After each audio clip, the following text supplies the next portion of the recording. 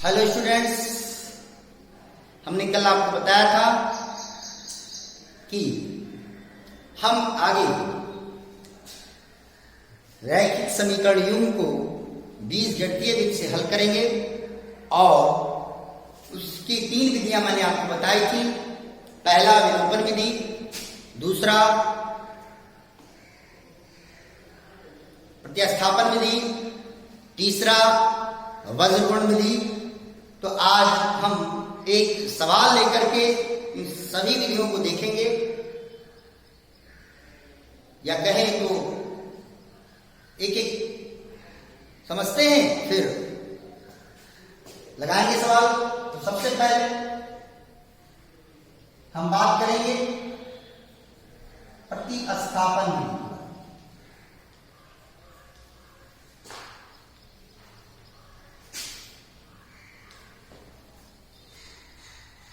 प्रतिस्थापन विधि के बारे में एक सवाल लेंगे। प्रतिस्थापन सब्स्टिट्यूट करना, यानी एक स्थापन का मतलब क्या होता है? स्थापना करना, स्थापित करना। प्रतिस्थापन मतलब एक के स्थान पर दूसरे को स्थापित करना, यानी कि एक के स्थान पर दूसरे को रखना क्या है? प्रतिस्थापन। जैसे आप इसको अंग्रेजी में बोलते हैं सब्स्टिट्यूट मेथड। Substitute method.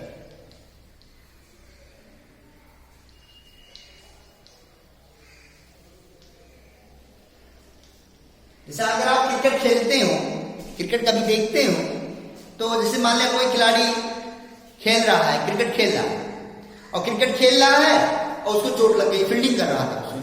11 खिलाड़ी फील्डिंग करते हैं, एक को चोट लग गई, तो जो दूसरा फील्डर उसके स्थान पर आता फील्डिंग करने को, वो क्या हो गया? सब्स्टिट्यूट बोला जाता है। यानी उसने पहले वाले खिलाड़ी को क्या कर दिया? प्रतिस्थापित कर दिया, यानी उसके स्थान पर खुद आ गया। यही है सब्स्टिट्यूट, यही है सब्स्टिट्यूशन।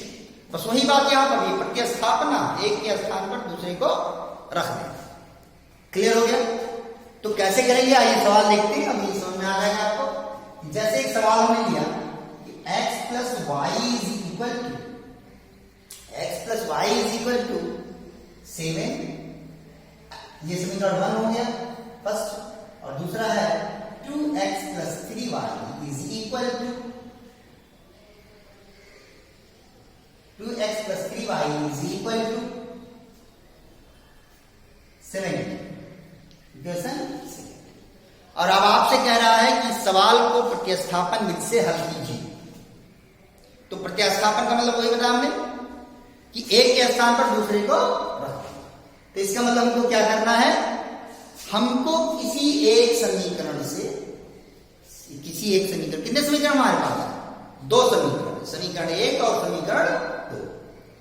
हमको इनमें इन्हीं समीकरणों में से किसी एक समीकरण में से x या y का मान निकालना है, और समीकरण 1 में से निकालकर, अगर समीकरण 1 में से x या y का मान निकालेंगे तो समीकरण 2 में रखेंगे, और अगर समीकरण 2 में से x या y का मान निकालेंगे तो वो मान समीकरण 1 में रखेंगे। ये नहीं कि जिस समीकरण में से मान निकाला गया है उसी समीकरण में आप मान उठा करके रख दीजिए, तो कोई फायदा नहीं होगा, वापस आप वहीं पर पहुंच जाएंगे।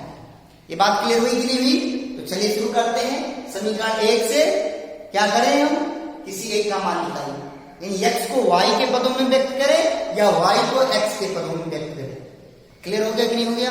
तो चलिए समीकरण 1 से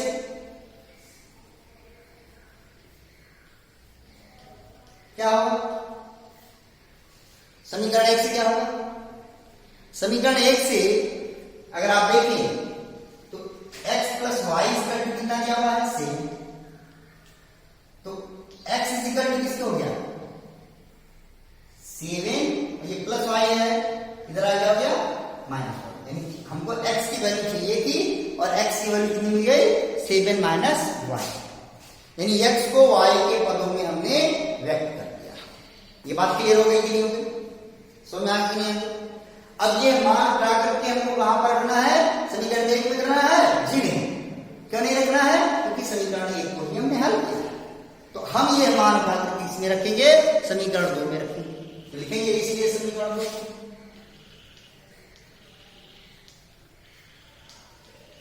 समीकरण 2 क्या है? 2x plus 3y is equal to 17। ये तो है। तो ये x तो क्या लिखेंगे आप समीकरण 2 में?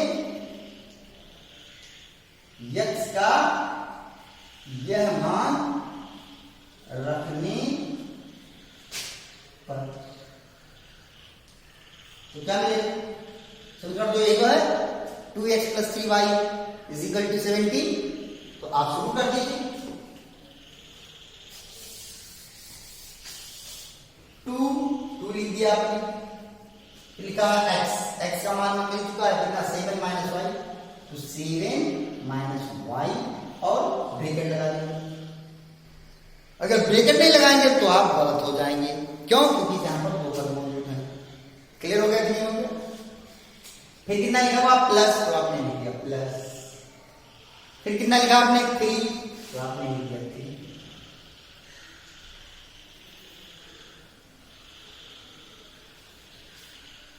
फिर कितना लिखा हुआ है y, तो आपने लिख दिया y and it is equal to 7।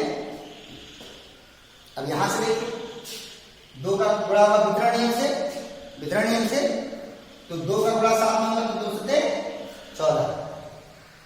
फिर 2 का गुणा y से होगा तो कितना आएगा -2। क्लियर? और प्लस 3y और ये बराबर किसके हो गया 17 के हो गया। क्लियर हुई की बात नहीं? Therefore 14 और -2y प्लस 3y, तो -2y प्लस 3y अगर यहाँ पर विपरीत चिन्ह है कि नहीं है? यहाँ पे y यहाँ पे होगा, यहाँ -2 यहाँ पर +3, तो -2 + 3 कितना बता गया? अगर विपरीत चिन्ह है तो क्या घट जाएंगे, बड़े में से छोटे को घटाएंगे और बड़े वाले का चिन्ह लगाएंगे।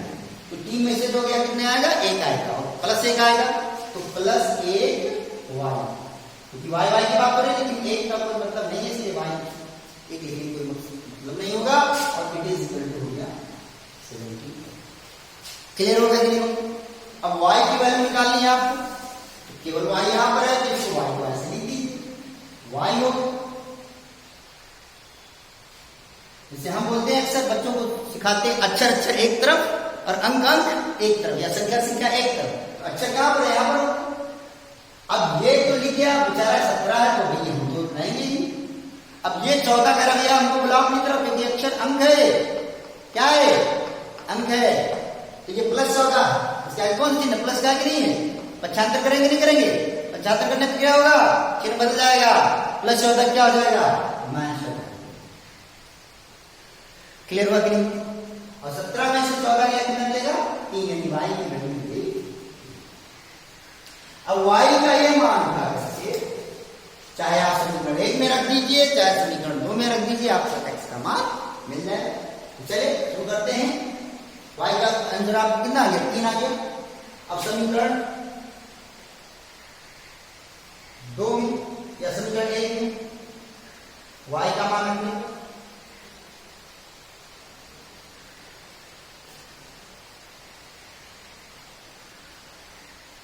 क्या होगा? क्या लिखा हुआ? x लिख दिया प्लस y का मान कितना आ गया? 3 और ये बराबर किसके हो गया? 7। ये बात समझ आ गई नहीं आ गई? तो therefore x is equal to 7 और ये +3 पक्षांतर करेंगे तो क्या लगेगा? माइनस, पक्षांतर करने पर चिन्ह बदल जाएगा। Therefore x is equal to 7 minus 3 is equal to 4। तो x की वैल्यू कितनी आ गई? 4 और y की वैल्यू कितनी आ गई? 3। आंसर हो गया, उत्तर हो गया x is equal to 4 and y is equal to। तो प्रत्यास्थापन समझ में आ गया कि नहीं आ गया?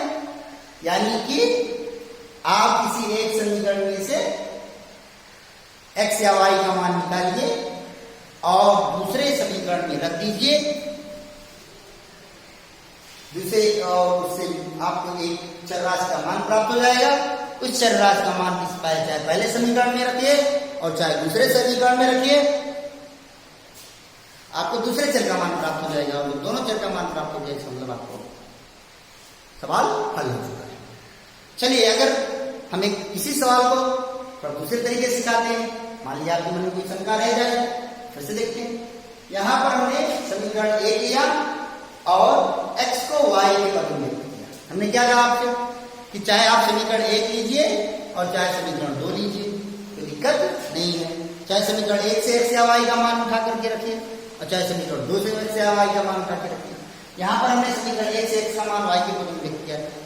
अब मैं इसी सवाल को दूसरे तरीके से सिखाता हूं, मतलब अगर आप चाहें तो आप ऐसे भी हल कर सकते हैं। चलिए देखिए कैसे।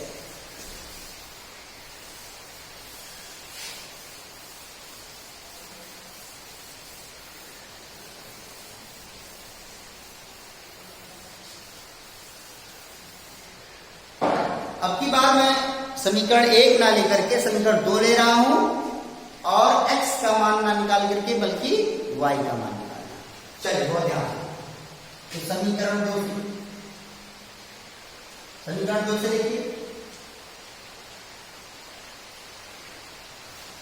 समीकरण 2 से क्या दिया हुआ है? 2x + 3y = 7। हमको किसका मान निकालना है? y। किसके पदों में? x के पदों में। तो भैया y को इधर रखिए और बाबू x को आप उधर जाओ, तो क्या मिलेगा आपको इधर से? 3y = 17। ये तो रह गया इधर। अब कह रहा तो इधर आ जाओ कि y को किसके पदों में व्यक्त करना है? x को। यहाँ पर कितना है? 2x। आगे कौन सा चिन्ह है? प्लस का। पक्षांतर कर दिया तो क्या हो गया? -17 - 2x। ये बात क्लियर हो गई कि नहीं हो गई? सुना आ गया कि नहीं आ गया? लेकिन यहां पर किसकी वैल्यू नहीं है? 3y की। और जबकि हमको चाहिए किसकी वैल्यू? y की। तो 3 और y के बीच में किसका चिन्ह है? गुणे का चिन्ह है कि नहीं है? मल्टीप्लीकेशन का चिन्ह है कि नहीं है? तो यहां पर हमने लिखा y = 17 - 2x / 3। गुणे में चले जाया, बटे में हो। ये बात क्लियर हो गई कि नहीं हो गई? मुझे लगता है क्लियर हो गई हो, कोई दिक्कत नहीं है, कोई समस्या नहीं है। अब ये y का ये मान उठा करके आपको कहां पर रख देना है? समीकरण किसमें रखेंगे? 2 से निकाले हैं तो 1 में रखेंगे, अगर 1 से निकाले होते तो 2 में रखेंगे। क्लियर हो गया? तो चलिए लिखेंगे y का यह मान समीकरण 1 में रखने पर,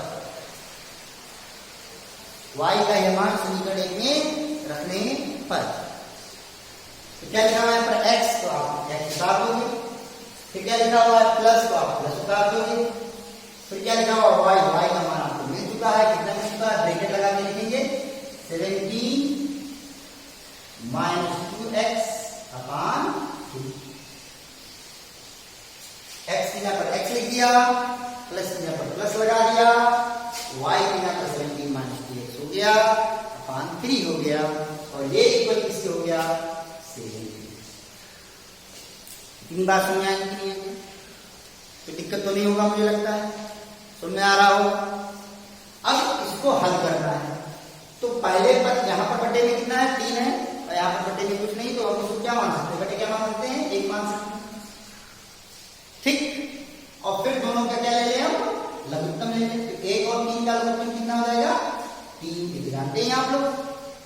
अब 1 से 3 का भाग देंगे कितना आएगा? 3। 3 से ऊपर गुणा करने के कितना हो जाएगा? 3x। ये तरीका है। ये तरीका समझ में आया कि नहीं है? नहीं करना चाहते तो आप जानते हैं कि बटे में कुछ नहीं है, इसलिए 3 का x से क्या हो जाएगा? गुणा हो जाएगा। 3 और x का गुणा क्या हो गया? 3x। ऐसा भी कर सकते हैं। प्लस अब 3 से 3 कट जाएगा, 1 आएगा, उसको ऐसे उतार देंगे तो कितना आएगा?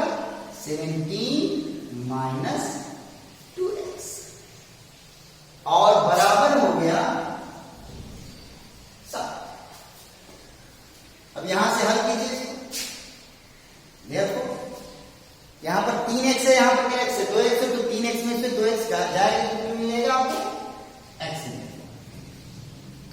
और प्लस कितना मिलेगा? 7। 17 और बटे कितना हो गया 3 और ये बराबर कितना हो गया 7।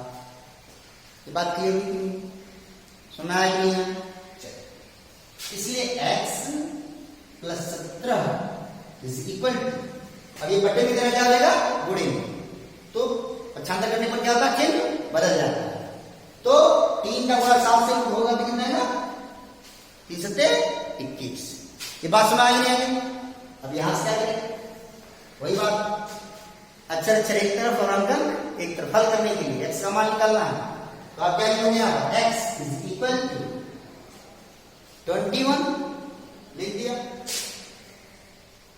और प्लस 17 है तो क्या लिखोगे यहां पर माइनस।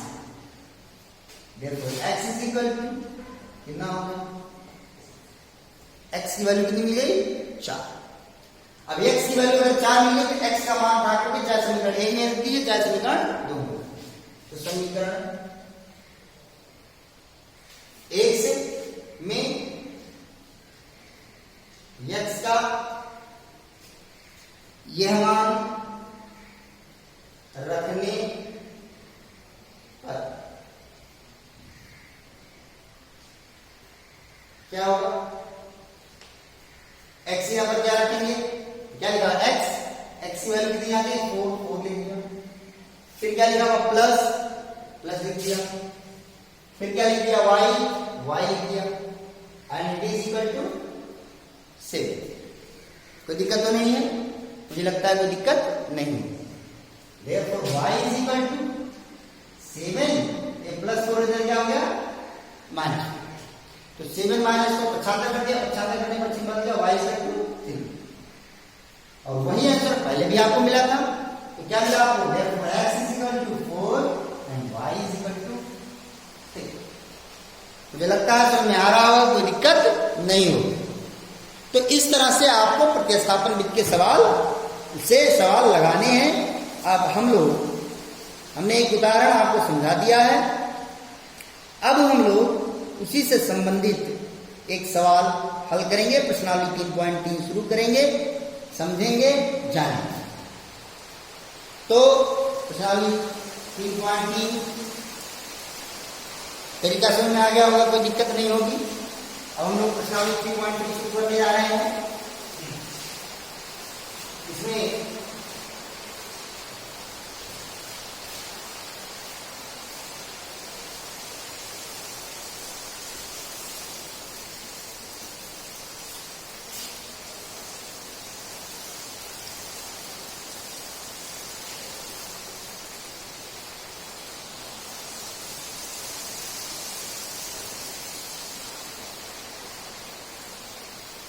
प्रश्नावली 3.3 का पहला सवाल सेम ऐसे ही है, इसलिए नहीं बताऊंगा। पहले का पहला सवाल, दूसरा सवाल थोड़ा कठिन है, इसको समझेंगे। तो पहले प्रश्नावली 3.3 का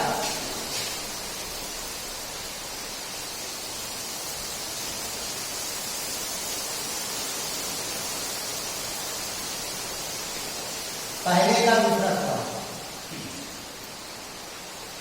क्या दिया हुआ है, s minus t equal to 3,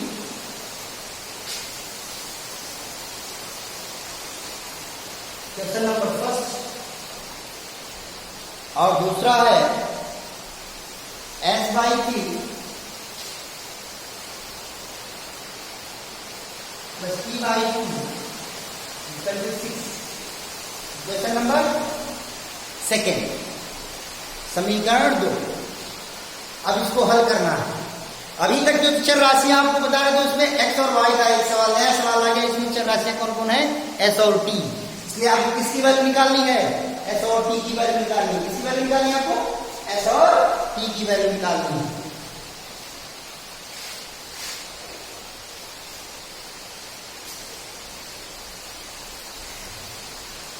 ये बात क्लियर हो गई नहीं हो गई? किसकी वैल्यू निकालनी है आपको, s और t। चलिए शुरू करते हैं। समीकरण 1 से s या t का मान निकालेंगे। कोशिश ये रहनी चाहिए कि जिससे सवाल हमारा आसान हो, कठिन ना हो। तो समीकरण 1 से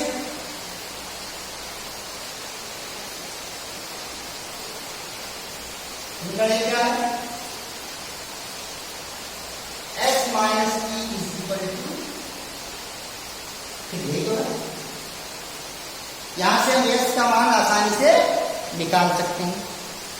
तो हम क्या करें, यहां पर पक्षांतर करते हैं, देखो s इज इक्वल टू क्या लिख सकते हैं 3, और ये माइनस टी इधर आ गया प्लस, यानी s t के पदों में व्यक्त हो गया। समीकरण 1 से s t के पदों में व्यक्त हो गया। तो अब s का ये मान किस समीकरण में है? क्या पहले समीकरण में रखेंगे? जी नहीं, पहले समीकरण में नहीं रखेंगे, क्योंकि पहले समीकरण से निकाला गया है। तो अब इसका ये मान किस समीकरण में रखेंगे? दूसरे समीकरण में रखेंगे। लिखेंगे समीकरण s का यह मान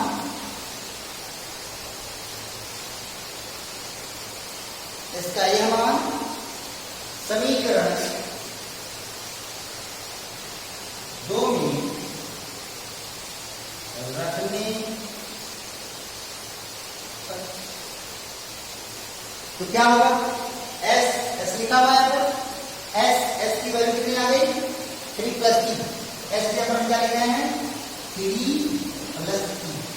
फिर बटे का चिन्ह बना हुआ है, बटे का चिन्ह लगा, फिर क्या लिखा हुआ? 3 लिखा हुआ है, तो 3 लिखा, तो दिक्कत है आपको नहीं होगी। प्लस लिखा हुआ है, प्लस लगा, फिर क्या लिखा हुआ है? टी लिखा हुआ है, तो लिख दिया।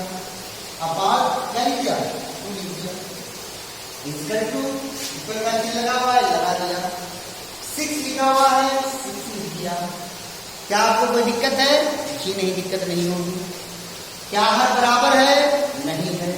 तो क्या लघुत्तम लेना पड़ेगा? जी हाँ, लेना पड़ेगा। तो 3 और 6, 2 का लघुत्तम क्या हो जाएगा? 3 और 6 का 2 का लघुत्तम हो जाएगा 6 हो जाएगा। अब यहाँ पर कितना है? 3 है। 3 से 6 को भाग देंगे, कितना आएगा? 2 आएगा। 2 से इसमें गुणा कर देंगे, तो 2 से जब गुणा करेंगे क्या करेंगे? 2 गुणे 3 प्लस 2 गुणे 3, ब्रैकेट में लगाया क्योंकि इसमें 2 पद है। अगर ब्रैकेट नहीं लगाएंगे तो सवाल गलत हो जाएगा। फिर कौन सा चिन्ह है? प्लस का, प्लस। फिर कितना यहाँ पर है? 2 है। इसका हर कितना है? 2 है। यहाँ पर कितना है? 6 है। 2 से 6 को भाग देंगे, कितना मिलेगा? 3 मिलेगा। 3 से ऊपर मल्टीप्लाई करेंगे, कितना लिखेंगे? 3 इंटू, समझ आया कि नहीं आ गया? और ये इक्वल किसके हो गया? ये इक्वल हो गया 6। ये बात समझ आएगी? मुझको लगता है समझ आ गई, कोई दिक्कत नहीं होगा। अब यहां से हम लिख सकते हैं 2 दिया है 6, तो 2 का टी से मल्टीप्लिकेशन 2t। क्लियर हो रहा है? नहीं हो रहा? प्लस 3 अपान 6, दिक्कत तो नहीं है? नहीं होगी। ये बराबर किसके हो गया? 6 के हो गया। कोई समस्या नहीं है। अब देखिए यहां पर हो गया, चर कौन है? यहाँ पर टी, यहाँ पर 6 लिखना चाहते हैं, कोई दिक्कत नहीं, पहले से ही लिख देते हैं। यहाँ भी टी है, यहाँ भी टी, दोनों की जात एक हो गई, जुड़ जाएंगे। यहाँ पर कितना है? 2 है। यहाँ पर कितना है? 3 है। 2 3 कितना हो गया? 5 5 बटे कितना हो गया? 6। तो दिक्कत तो नहीं है? नहीं है। और ये बराबर 6। अब बहुत बच्चे गलती कर रहे हैं, इसे कहाँ गलती करेंगे? यहाँ 6 कर रहे हैं, दोनों गलत हो जाएगा मेरे लाल। बीच में प्लस का चिन्ह है, इसलिए ऐसा आप नहीं कर सकते। नेवर, ऐसा आप नहीं करेंगे। अगर आप ऐसा करते हैं तो आपका उत्तर गलत हो जाएगा। तो कब कर सकते हैं? कब कर सकते हैं? अगर आप 6/6 अगर आप 6/6 धन 5t/6 लिख दें, ऐसे लिख दें, यानी अलग अलग कर लें, तो 6/6 लिख सकते हैं। लेकिन अगर बीच में प्लस का पद है तो आप ऐसे नहीं काट पाएंगे जैसे कि अभी हमने बताया। ये काटने का तरीका सही है, लेकिन पहले वाला जो तरीका था वो गलत है। क्लियर हो गया कि नहीं हो गया? इसलिए अब क्या करेंगे? इतनी बात सुना कि नहीं आ गई? तो दिक्कत तो नहीं होगा। अगर बीच में मल्टीप्लिकेशन का चिन्ह होता तब भी हो जाता। तो चलिए अब हम करते हैं। इसलिए 6 + 5t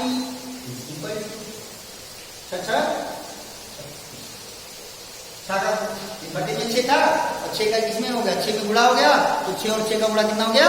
36।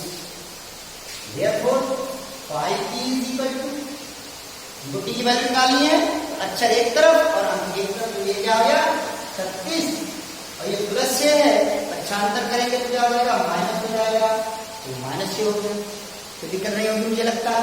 इसलिए 5t इज इक्वल टू 36 में से 6 क्या कितना हो गया 30 हो गया, कोई दिक्कत तो नहीं है। इसलिए t इज इक्वल टू 30 अपान, गुणे में इधर आ जाएगा बटे 30 अपान 5, 5 6 30, t की वैल्यू कितनी आ गई 6 आ गई, t की वैल्यू कितनी आ गई 6 आ गई। अब t का यह मान उठा करके, t का यह मान उठा करके क्या करना है समीकरण में बदलना, तो समीकरण 1 से, समीकरण 1 से t का यह मान समीकरण 1 में रखने पर क्या होगा, s माइनस टी, टी की जगह पर कितना रख रहे हैं 6, और ये इक्वल कितना हो गया 3, तो दिक्कत तो नहीं है, नहीं होगी। इसलिए s इज इक्वल टू 3, ये माइनस से क्या हो जाएगा प्लस 6, पक्षांतर करने पर चिन्ह बढ़ जाता है, plus 6, therefore s is equal to 9, answer मिल गया x इज इक्वल टू 9 और t इज इक्वल टू 6। इस तरह से सवाल को हल करना है, कोई दिक्कत होगी तो बताएंगे, इस चैप्टर को हल करें, कोई परेशानी होगी तो बताइएगा। बस आज इतना ही, मिलते हैं कल अगले क्लास के लिए, धन्यवाद।